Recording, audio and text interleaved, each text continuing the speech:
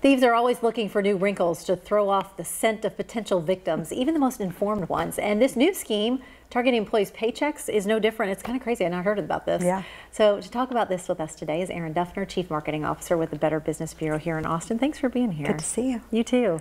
This is kind of unusual, I think, because we think this is the most secure way to get our money, right? Right. And so, you know, we've been talking about phishing scams. BBB has in the IRS for years and years and years. And so what's happening now is that it's really starting to hit employees through their employer. And so the way that the scam works is that you go in, you think that basically you're logging into, let's say, your payroll company. Well, sure. If they're asking you for verification, if they can get your password, not only may they be able to get access to all of your payroll information, but it's possible that it could be access to anybody's payroll in the whole entire company. So you really have to make sure that you're talking with your employer, that your computer is up to date. And one of the best things that you can do as an employer is make people continually change their passwords, force it on them.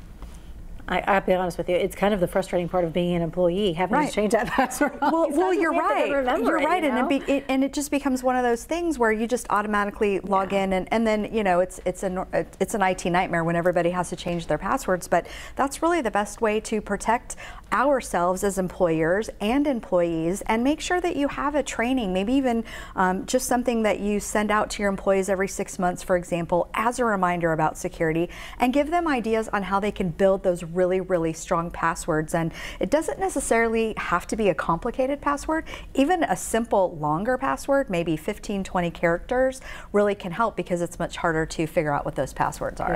Yeah, the shorter ones are definitely easier to figure out. So what can I do? I mean, are there things that I should be looking for when I log on, or you should. And so anytime you get an email, maybe for the first time, that looks like it's from your company, or looks like it's from your payroll company, for example, if it's online. If it looks different, then definitely just ask the question, because certainly they probably don't need for you to do it right now. If you get an email that says something about, hey, there might be a mistake, we need you to log in, or, you know, we had a phishing attack on our software, so log in, for example, and make sure that all of your information is safe. Those are definitely some red flags.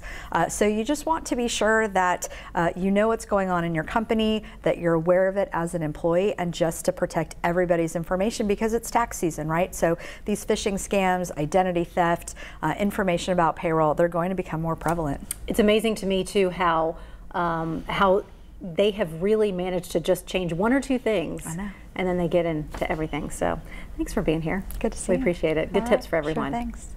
We will be back after this.